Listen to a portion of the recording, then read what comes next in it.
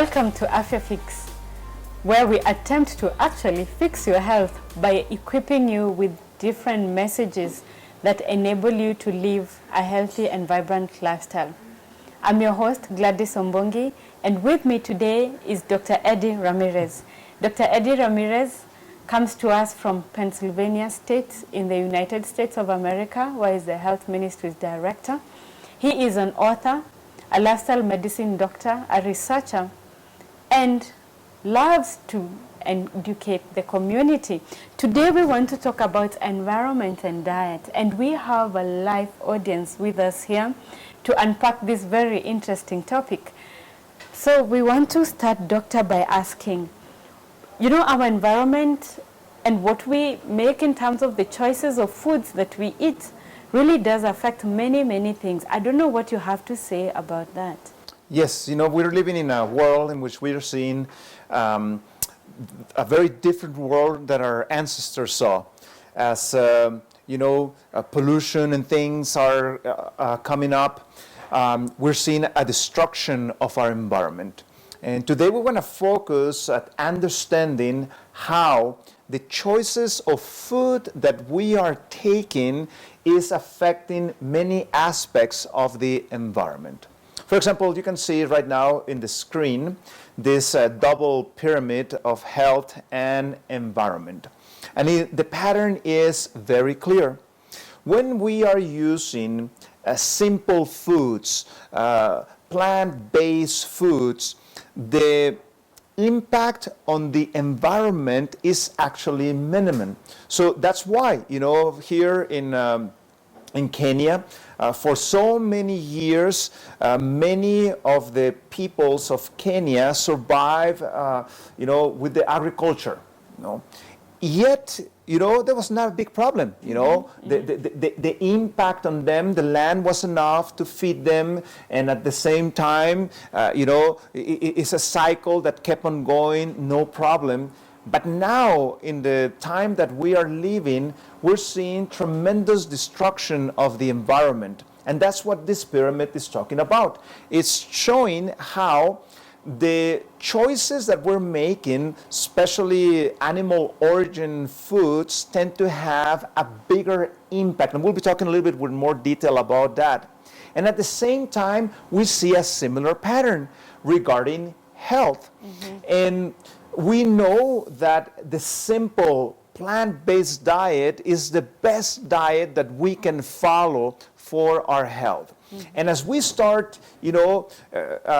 partaking of too many of those animal products, we're seeing many diseases come as a result of that, from high blood pressure to diabetes and so forth. That's very true, yes, our choices. And I'm just thinking about, besides our choices, what about global warming?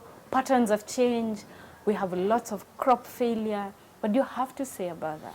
Yeah, so there's a little discussion, is it global warming or global cooling? Some places are getting colder, some places are getting warmer. But something that we do know is that the environment is changing. The climate is changing. Even the patterns of the rains and these type of things, even the temperature of the oceans is changing. So that there's no question about that. And a few years ago, the FAO, this very important organism of the United Nations dealing with the food, came up with an interesting report. You can see that on the screen, this from the FAO newsroom, in which it was determined that the number one cause of greenhouse gases is not the cars, is not the industries, but is animal agriculture. It is, as you have so many animals, the methane of these animals are the number one cause for greenhouse gases. And this is something very worrisome, because as in many places around the world, as economies have improved, people now have access to more animal products. Therefore, the demand of the consumers, they want more animal products. Therefore, the businessmen, that's what they provide. And increasing the amount of those animals is having a very negative effect on our environment. So we need to be conscious about it. We cannot just say, oh, I like it, so that's why I want to eat it. No, think about, what's happening, what domino effect you are making by the choices that you are taking. Have you done any work or research that speaks about this particular area, environment? And I would like to hear, especially from you as a doctor. Yeah, so I presented a very interesting piece of research. Stanford University, one of the top universities in the world, was having a university dealing with the environmental aspect of our choices. And one of my research was selected to be presented there. So we were sharing during that, that conference how as I mentioned previously, the choices we're taking, especially animal products, they have a bigger footprint. And we'll be talking a little bit further, a little bit more with more detail in a minute. But as though that footprint, it means that I have a bigger impact on the environment. And we correlated that with the food ideal for somebody that wants to prevent mental health problems or is already struggling with the mental health problem and how to help that person.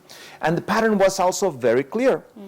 The best diet for somebody struggling with depression is a plant-based diet. And it happened to be that the plant-based diet is the diet that has the less footprint in our environment. And in a minute, we'll be going through some numbers so we can see, the clear impact that our food choices are having around us. So listening to you, then does that mean that actually animals and agriculture have an impact on our environment? Specifically how? Yeah, so for example, there's some interesting studies. This is a study that was done by UC Davis. UC Davis is one of the most important universities in the world. I actually, when I was living in California, I was actually quite close to that university. And you can see here on the screen, for example, if I wanted to produce, half a kilo, about a pound of different products, what amount of water do I need to produce those products? So for example, let's go through the list. You can see that on the screen. 23 gallons of water it takes to produce, 1 pound of tomato. Again, 1 pound is about half a kilo, So if I want to have lettuce, again, 23 gallons. If I want to have carrots, 33 gallons. If I want to have apples, 49 gallons. If I want to have oranges, 55 gallons. So you can see the range, it's going to be between 20 to 70 gallons. And you guys use the gallon, isn't it? The gallon that you put the water in it. So you can see, 20 to 70, so you can have this into perspective. Now, what about if I wanted to raise animals? How much water do I need? Remember, 20 to 70 per average vegetable. If I want beef, in order to have half a kilo, I need 5,214 gallons of water to have half a kilo of beef. Can we see the problem here? Yeah. See, clear. Especially here in Kenya, this is a current problem. There's certain communities are running out of water. The wells are no longer giving. Some lakes are decreasing in size. Unless you live next to Lake Victoria, there is a huge lake, or you have the problem of living next to the ocean, you cannot use that water because it's salty water. So most of that, has to do with, irrigating for the alfalfa and so forth that they give to the animals. So you know how much water that is? Think about a gallon of water. If you were to put, that amount of water that I just talked about, it would be about 1.5 kilometers, if I were to put 1 gallon here, another one here, boom, boom, boom, boom, boom, of the water that I need to have 0.5 kilo of beef. Talking about wasteful use of our products that we are already struggling. If you compare that to a shower, let's say that you take 5 showers a week, for 5 minutes. You're the type that is fast, and you're using about 4 gallons per minute or so forth. So if you do the mathematics, that would be about 100 gallons per week. Do you know that that is equivalent to the 5,200 gallons that you will be eating in just that hamburger? You would save, if you were to say, you know what, I'm going to save the environment, I'm going to take showers. Yes. And you don't take a shower for a whole year, Yes. it is the same as avoiding that 0.5 kilo of meat. Wow. It's mind-boggling, when you even just think about it, that so much water is actually expended in raising such little, some small amount of animal Yes. product. And I'm just thinking, what about the consumption? If, yes, maybe I'm not growing or I am not rearing, but I am consuming. Does that have an impact as well? Absolutely, absolutely. So we need to be wise about our choices, Another thing we talk here in the program, for example, is coffee. Coffee needs a lot of water. You can see on the screen how much water you require for coffee. You require 1,056 gallons of water to produce 1 gallon of coffee. That is a lot of wasted water. The same thing that we have also talked about here, alcohol. In order to have 1 gallon of wine, you need 872 gallons of water. So think about it. You have all this water, and then you get just this little one. Hint, stick to water. That would be good. Now, some people may say, no, doctor, but I'm using, sheep. How much? Well, the calculation is about 10,500 liters per kilo of sheep. What about the pork? 5,900 or about 6,000 liters per 1 kilo of pork. Can you see the problem here? There's actually a really good documentary. If you're interested, just go to YouTube and find it. You can see it on the screen. It's called Cowspiracy. And it talks about this person. He was actually that type. He wouldn't take showers, because he was going to save the environment, And then he came across this research and realized, you know what? I can take my shower, I just have to be more wise about my food choices. And we need to remember, even the Bible talks about this, Revelation 11:18 says that God will destroy those who destroy the earth. So, it's God's earth, we have to take care of it, We cannot just go there and destroying everything, as it's loaned to us by God. We need to take care of it wisely. So I'm hearing that we need to save water so that we all can have a healthy place to live, a better environment for all of us.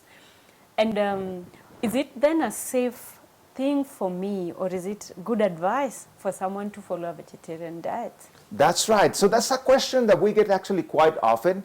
People ask, well, doctor, if I follow the vegetarian diet, is this going to be healthy? Am I going to get weak and so forth, something that we're seeing around the world, you can see this in the screen, meat consumption patterns are increasing tremendously.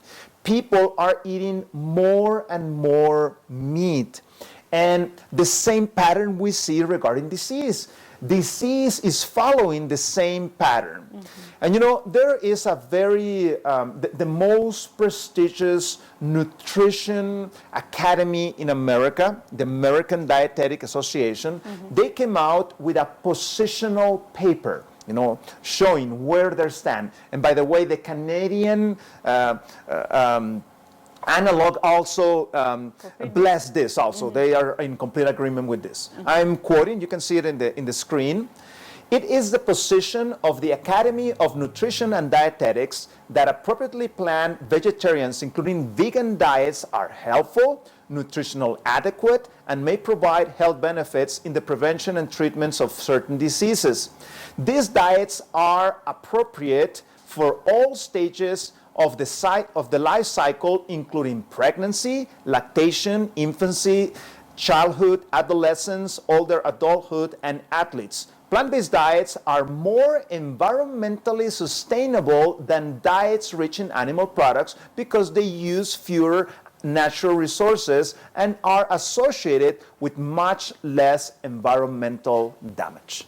So as you can see, it's not like, oh, this is the ideas of the doctor. This is the international science, community. This is where things are at, And this is a crisis. You know that very well, how tremendous deforestation and all these things are having an impact, and our choices are having consequence. Therefore, let's be wise with our choices. Thank you. And I cannot agree more, because the American Dietetic Association is actually the largest in the world. And they're actually the founders, we would say, and pioneering in that area. So we agree that if they took that position, the rest of us, the younger associations, really truly agree with that position. So yes, a vegetarian diet is a healthy one, and it saves the environment too. We will be right back in a minute, so please don't go away.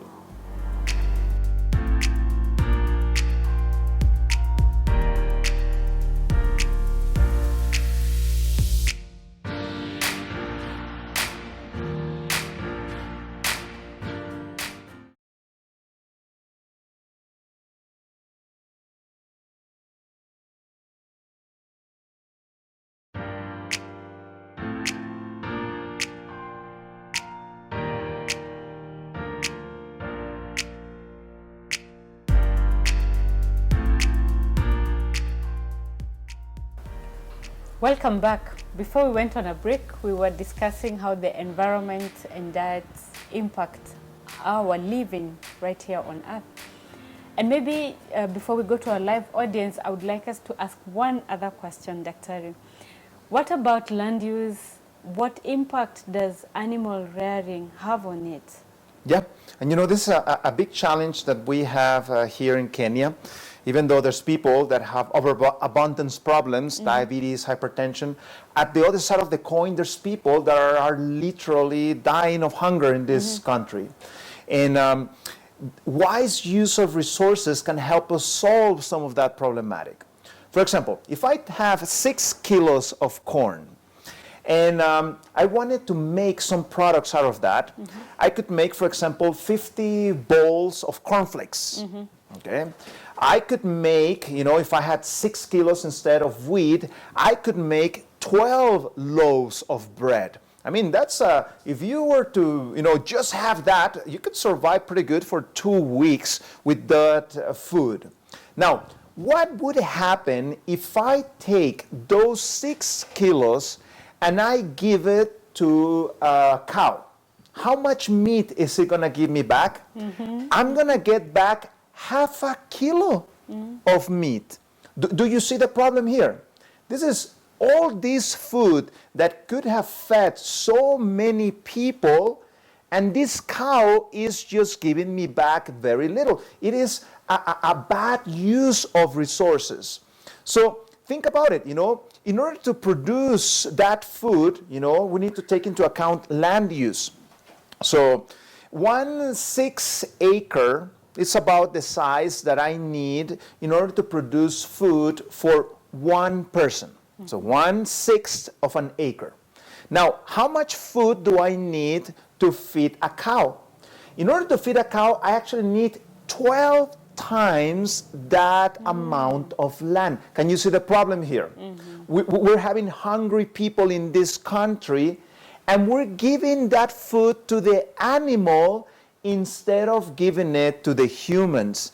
And things like soy, for example, a lot of that soy, instead of making, soy meat and soy milk and this type of things, the majority of that goes to the cows. Imagine that. We could be feeding all these people, and not only that, because I need to have all that land, that means I need to have more herbicides, I need to have more pesticides, and that ends up affecting everything. I need to use nitrate fertilizers and all these things. So can you see the domino effect that we start making by the wrong choices that we take? It's a clear pattern. You definitely put in a lot and get back very, very little. I don't know about you, if you are intrigued as I am with this topic. I'd like to get our first question from our audience today. Please go ahead. Thank you very much. My name is Agnes Morin. Thank you for the insightful lessons. Just to put things into perspective, my question is, what is, seeing that we are living in the last scenes of this world's history, like we're living in the end times, we all know that. So what is the place of all this, especially for us as Adventists? Very good. So even if you're Adventist or you're Christian, or even if you're a non-believer, you can see how things are moving into this direction, economically, politically, environmentally. You can see that things are not going in the right direction. And therefore, this is not a bad time to get yourself straightened up regarding spiritual things. I do think that it is something that we need to consider. How are you doing spiritually? Are things going well in your life? It's a time to make peace with God again. So don't forsake this opportunity. To come back. To God. God is happy and willing to receive you. So don't delay. And the reality is that we know that it has been predicted that there was going to be some point in time in which animal products were going to be no longer, the best food for us. And as you're seeing the statistics and the information, I personally believe we are in that time. We are definitely in that time in which we need to be making changes in our diets and our choices, and also, take care of the spiritual side of things, because we don't know how much time we have, and I think that is one of the best choices that we can make to make that peace with God. Make peace with God. Thank you for that question. Could we have the next question, please? My name is Ezekiel Osiemo.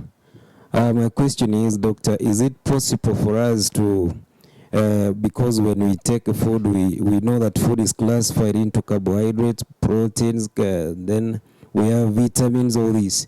Is it possible for us to get things like these ones in plants so that we can leave alone the animal products? That's a very good question, and as we saw, from the citation that I was reading, the positional paper, the official, the top nutritionists in the world are saying, following the plant-based diet, you actually are able to meet those requirements. And I want to corroborate that with the following study.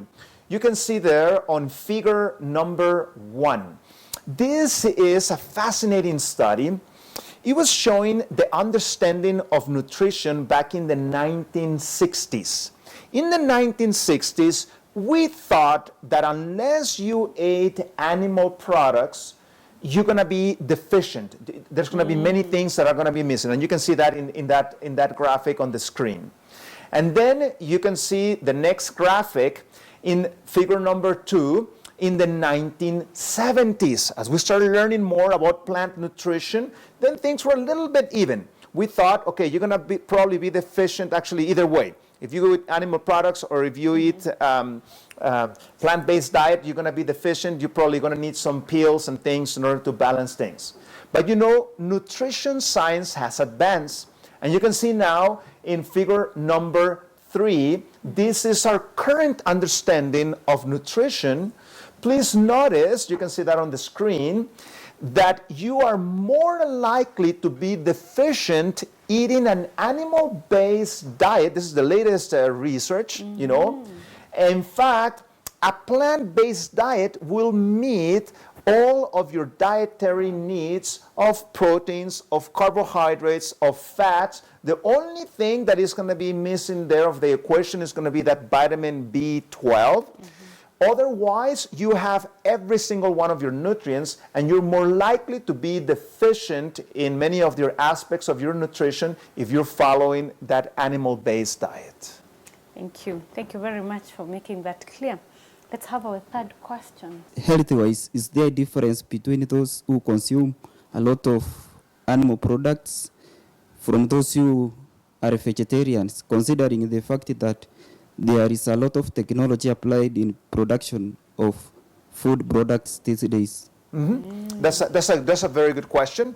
And yeah, you know, the famous GMOs, okay, genetically modified foods. So the research is showing that those foods are actually not that harmful as people tend to say about it. Okay, the research is very clear, because if it was found that they are very harmful, they would immediately ban them. Okay, the international bodies, you know, such as the Europeans, the Americans, Australians, you know, that are, you know, the cutting edge of these things. Personally, I don't like for them to be doing that. Okay, it's not that I'm saying, oh, you know, I'm so happy that you did that. You know, I mean, there's some changes that happen naturally. Our food has changed very much throughout time. You know, if you see, you know, in the old days, tomatoes were like this size, you know, and now we have these big tomatoes because of those changes that we have been able to do, you know, through natural selection and so forth. And then the genetically modified foods and so forth. So personally, what I try to do, I try to eat them less. I'm not fanatic that, oh, if I eat that, you know, I'm going to die, you know, or anything. I just try to eat them less, be aware in your market, you know, which of those products are like that, and try to decrease their intake and try to increase, you know, your intake of those that are not. And the research is very clear, you know. Fascinating research that came out from the British Medical Journal, one of the top journals in the world, that said that the higher your intelligence, the more likely you're going to become a vegetarian. And now you can see part of why. Because when you see the facts, you can clearly see what is the best choice. You know, once you have the information, it's easy to make that choice. So next time that somebody asks you, hey, how come you're vegetarian? You can give them the short answer, oh, it's my intelligence, you know. And you can see in the screen, you know, this one was talking about how vegetarians tend to be more intelligent, you know, and that is the reality of the research, and that's where the world of science is moving towards. Wow. We need more intelligent people, don't we? We do. And I'm just thinking, perhaps even before we complete that part, Doctor, some people, when they think about GM food, GM modified, they also think about pesticide residue.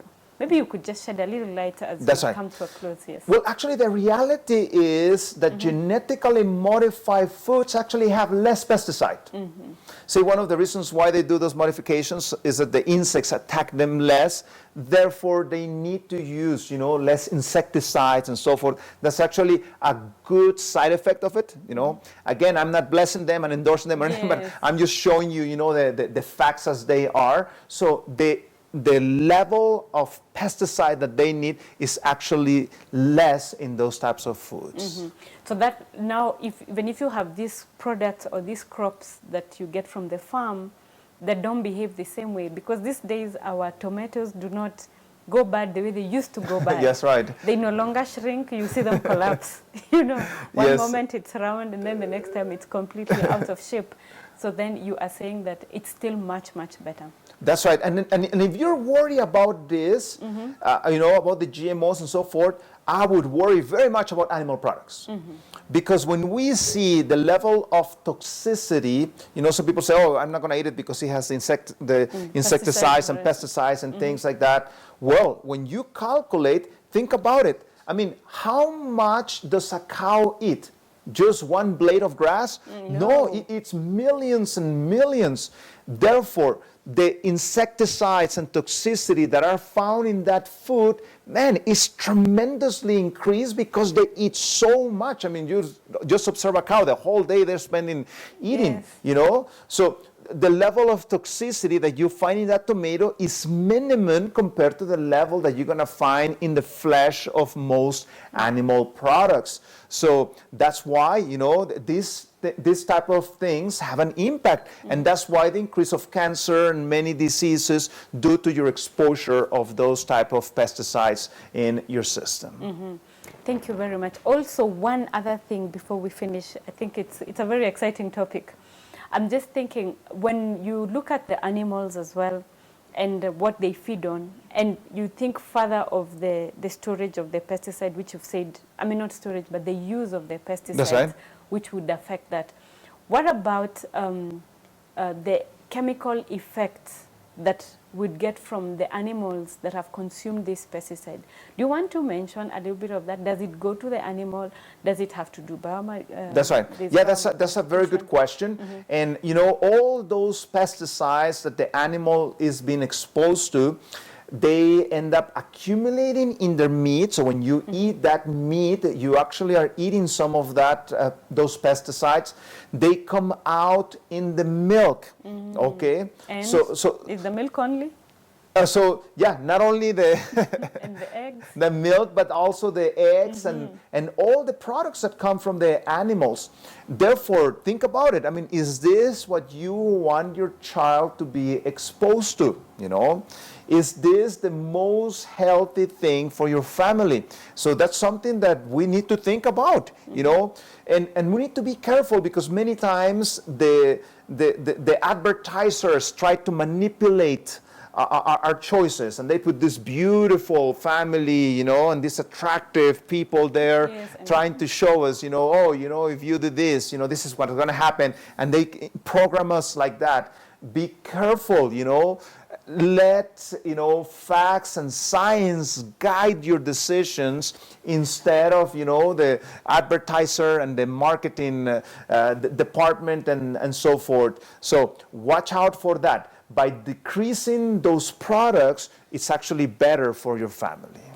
You know, you said something about milk and eggs. That's right. And you said they accumulate there. If I compare the milk and eggs and maybe even the flesh, where is the storage of this pesticide residue highest? That's right. So the storage of these pesticides, what the body does when you're eating those pesticides, it puts them in your fat. So anytime that you have things with fat, there's more of these pesticides. So you will find these pesticides in the flesh, okay? Because flesh, you know, those white lines that you see in the meat, I mean, that's all fat.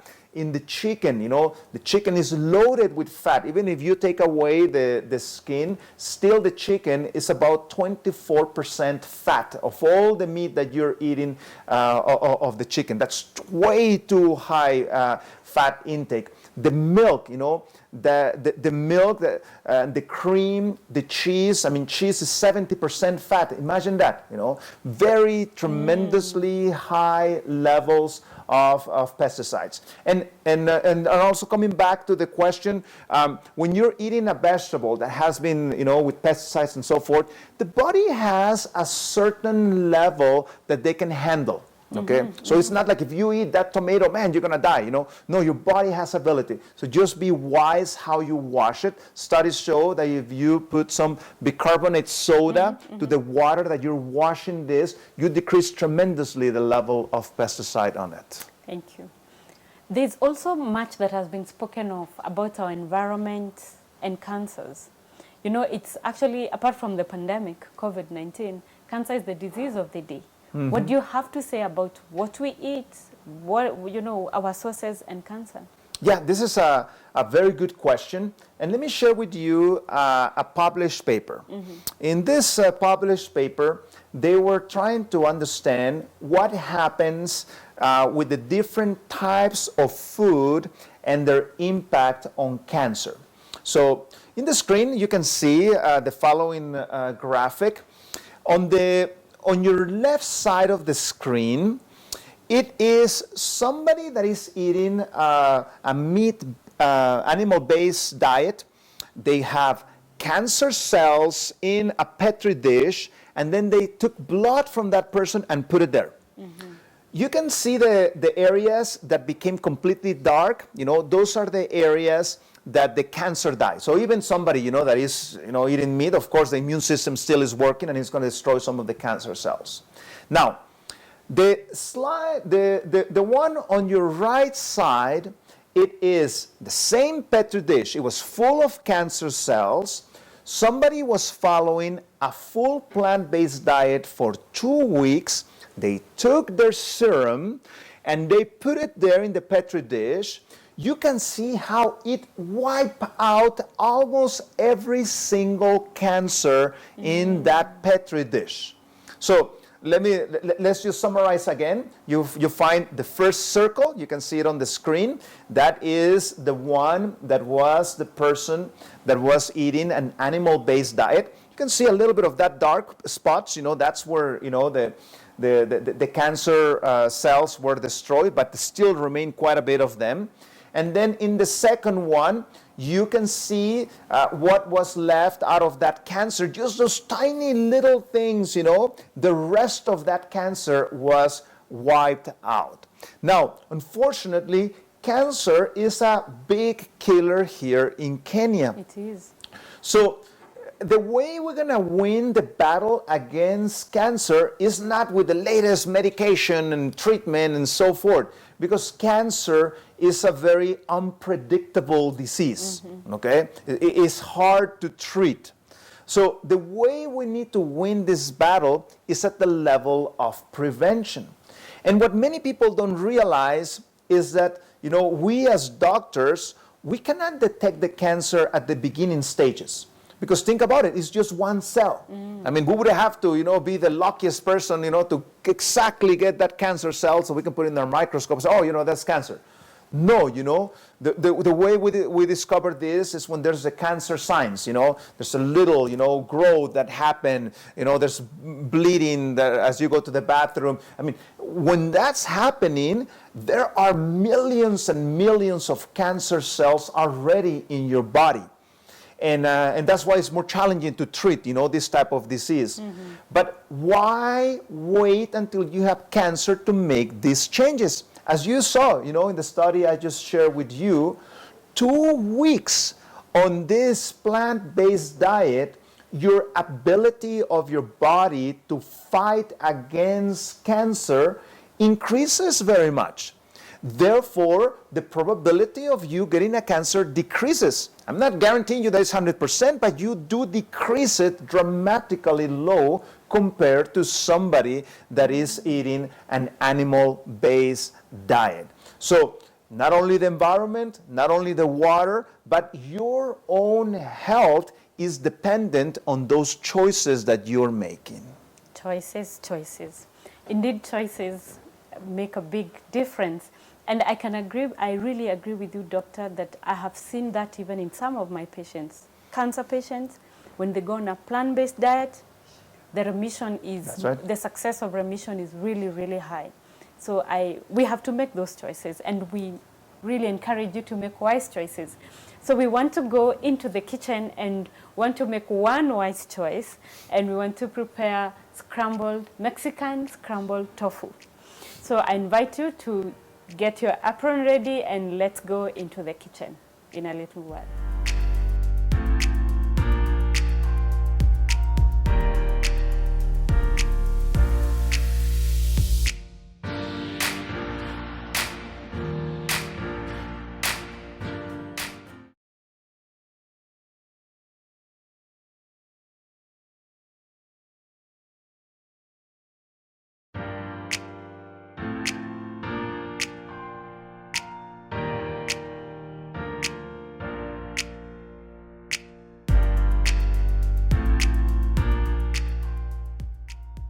Welcome to our show again. Welcome back. We're now in the kitchen and we have Esther today. We're going to prepare Mexican scrambled tofu. Many people don't like tofu. Most of the time they say it's boring, it's not very tasty. So you have an opportunity to try this. And Esther, please tell us what we're going to do today. Yes, so this is one of my favorite plates because it's rich in protein. Actually, my husband didn't like tofu until I made this, and this is Mexican style. Okay. So you're going to enjoy it. Now, to make scrambled tofu, we need to make the chicken seasoning that is not chicken, but it's no fat, it's like a salt, but it's seasoned salt. So let's make that one first, and then we'll go to the scrambled tofu. So for the chicken seasoning, we're going to use nutritional yeast flakes. So This is not brewer's yeast. This is nutritional yeast, and it's rich in vitamin B complex. So it's rich in vitamins, and it tastes like a cheesy flavor. So it gives a good taste to our food. So we're going to use 1 cup of this. Which is, we had already measured. No, this is for the tofu later. So we can. So that should be 1 cup. So I give you 1 cup of it, which you had already. Yes. Do I do it So you're again? going to put all the powders in a blender. In this case, we're using a grinder. Yes. So it should be 1 cup. And then we're going to blend it with different spices. There are actually healing herbs. We have marjoram, we have sage. Celery is optional because celery has a very strong taste, so we're not using celery today. But you could add celery. So first we're going to do the nutritional yeast flakes, and then we're going to add... Okay, let me have it aside.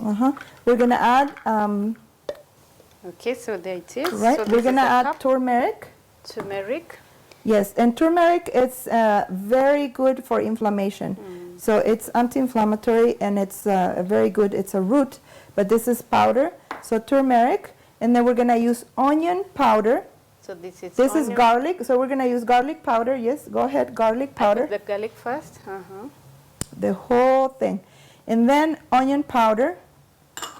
If you don't find the onion powder, you could make it without the onion powder, but the onion actually gives a very special taste. So that's the onion powder, and then we have parsley. So this is dry parsley. This is, this is sage. So we're going to use parsley and sage So this and is marjoram. So these are our 3 herbs, and these are healing herbs that have a lot of benefits for the body. So sage, sage and marjoram. parsley, and marjoram. And then we're going to add salt.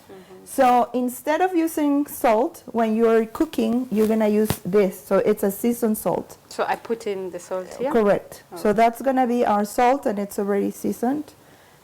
And then we blend it. We mix all this. You keep it in a jar, and then you just label it and keep it in your kitchen.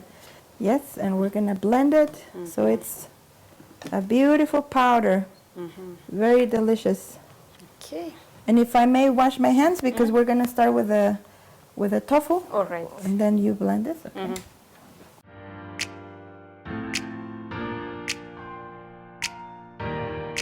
So how long should we do this? Until fine. Until it's fine. I And think it looks, it's perfect now. It looks good. Yes. So you can just put it in a separate jar and label your jar, and then just keep it in your kitchen. It Yes. smells. Ooh. It's very, yes, it's really nice. It smells So- like chicken. So I'm gonna start Seasoning already. with if you wanna turn this one on, and then we'll start with the tofu. Yes.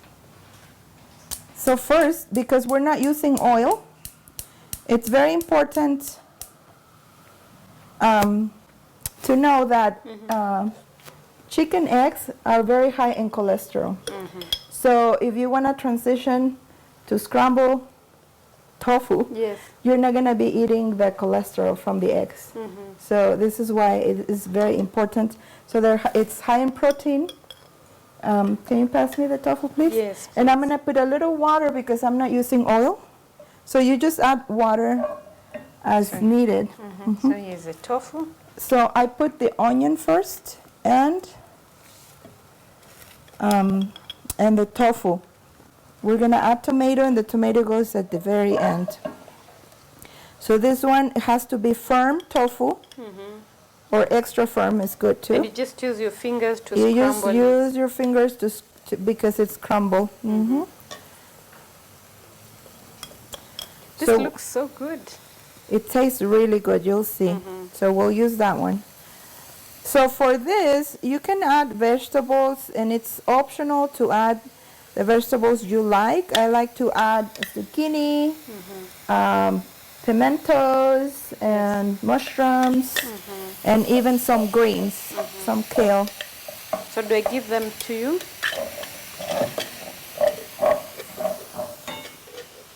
All right, so then we're gonna put the onions. So we have 1 medium onion chopped finely. It's a fine.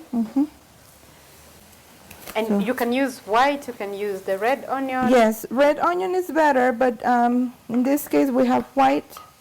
So it doesn't matter which onion, but just add some onion. And the tofu is gonna absorb the flavor that you add. So we have this liquid aminos. Maybe I can, aminos. Maybe you want to explain what exactly is aminos? So the liquid aminos is similar than soy sauce, but soy sauce has a lot more sodium. So this one is less sodium, and it gives a nice, it's from soy, from the soybean. And when I put aminos, I don't use salt anymore in my dish. That's it. This is instead of salt. Okay, and then we're gonna let it cook a little. Okay, and then we're gonna add the zucchini Yep. and the bell peppers, or how do you call it, capsicum? Yes, we call them capsicum or bell pepper, whichever. It just means Right. the same thing. So you leave the tomatoes and the mushrooms at the end because they're soft. Okay. So let's season our tofu so I can show you how the tofu doesn't have any flavor. So we're gonna add flavor. We're gonna add nutritional yeast flakes. This? Yes. And we're gonna add turmeric. Yes, because tofu, that's the complaint I hear all the time, that it doesn't taste very good. It's almost flat. Because you have to season it. So this is half cup of nutritional yeast flakes. It sounds like a lot, but it's actually going to be absorbed by the tofu. And it's smelling really good. Already, yes, it So does. if you pass me the turmeric, that's going to give the yellow color. So it's going to look like eggs. You can use more or less according to the, whatever you like. And maybe Actually, I'm going to use a little less. So it can be 1/4 or half of teaspoon. So it's a little bit. You mix it. And garlic powder. this is garlic. Can I use the whole garlic? Yes, you can crush garlic, of course. Even better. All right. So we're going to put garlic. And I like to add some of the herbs that I use for my seasoning. Or if you give me just a little seasoning, maybe we can add just one. So the one we made? Yeah, the one we made.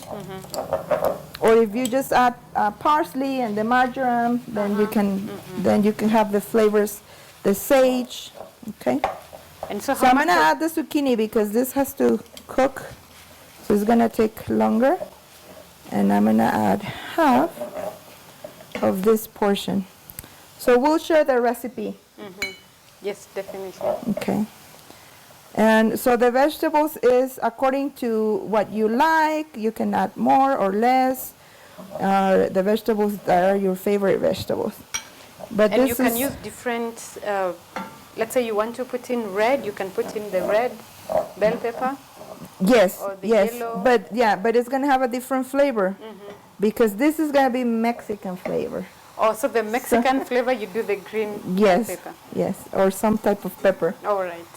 So let's do How much do you need? A teaspoon? Yes, a teaspoon would be okay.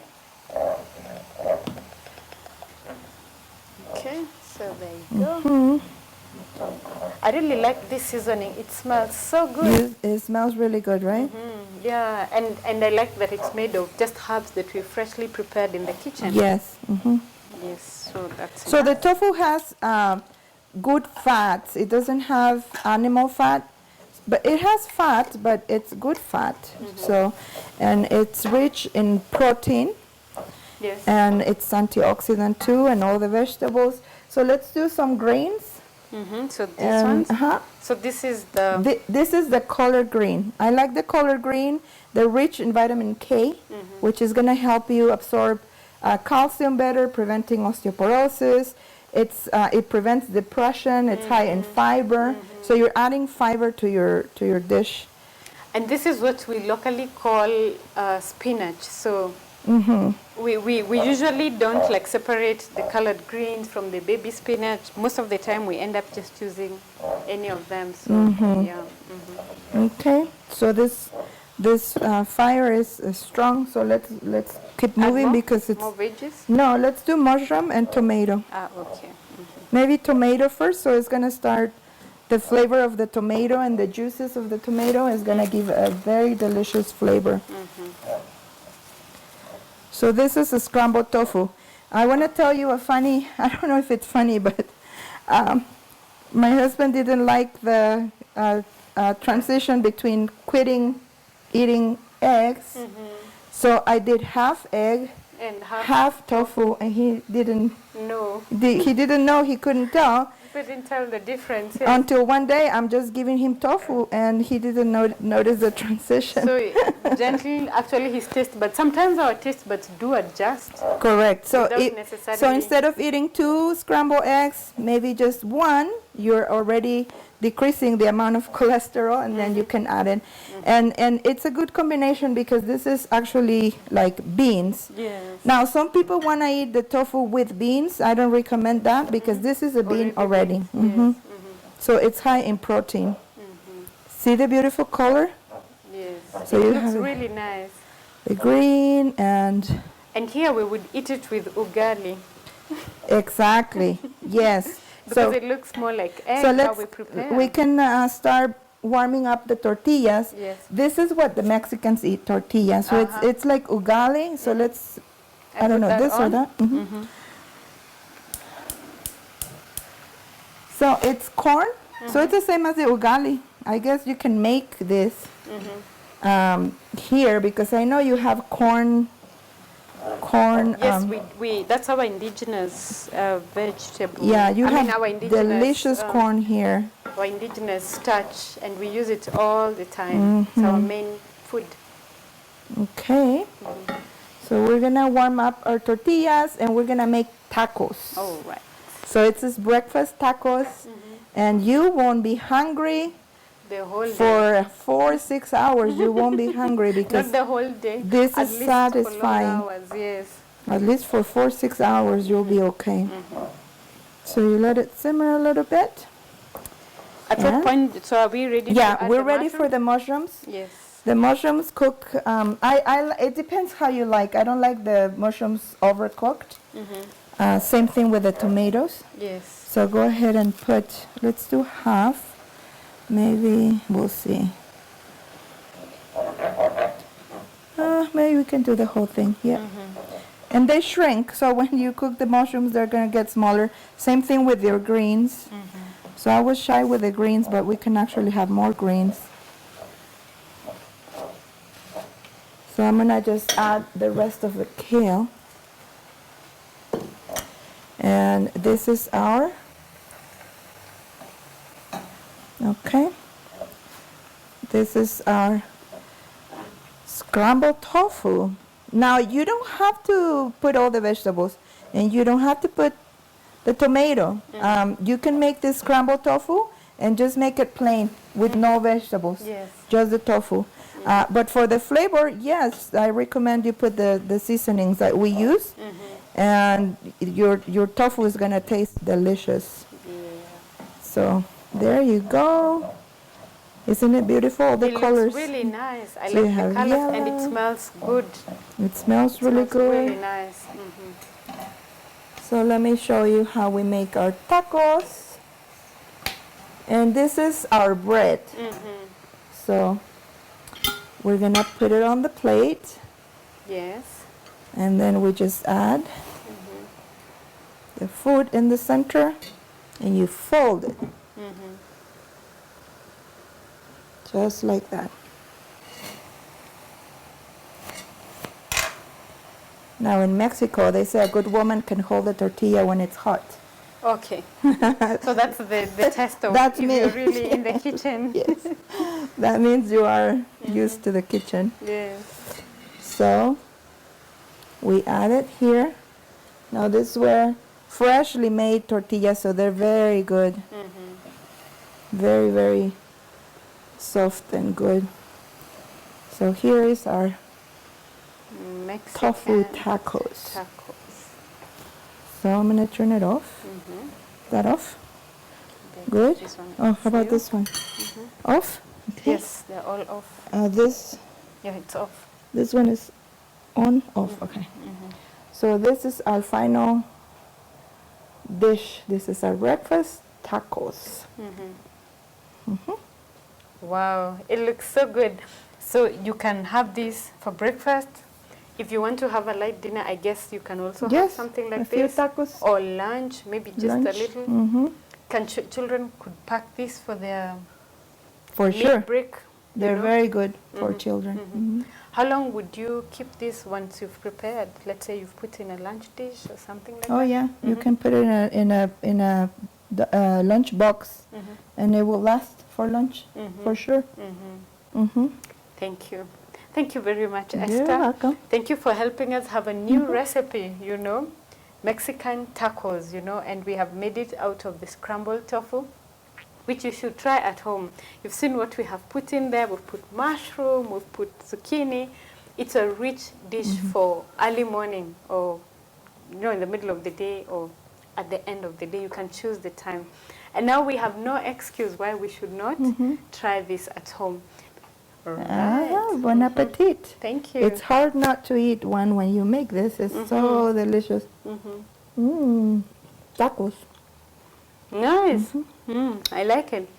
No spoon. You eat it like this. It's like our ugali. Yes. We also It's the use same flavor. your similar. hands. It tastes nice. And I like that it's actually like egg. You could easily think we are eating egg. It tastes like eggs, right? If you really like eggs, you can use black salt. The black salt. I don't know if you find it here. It tastes. It has more sulfur, so it tastes like eggs. But I like it like this. Yes, I like it. It's really nice. So if you want this recipe, if you want to know how to prepare it step by step, check this out on our website, www.lishaleo.com, and you'll download the recipe and you're able to enjoy your tacos. Mexican scrambled tofu with tacos. And if you want to follow our discussions, always go to our YouTube channel. We have a Hope channel, Kenya. There you find all our discussions, our previous episodes, and we are always delighted to have you. Thank you so much for always joining us. Thank you, Esther, You're for welcome. lighting up our kitchen with Mexican dishes. We look forward to having more of this. Asante sana. For now, it's goodbye from us.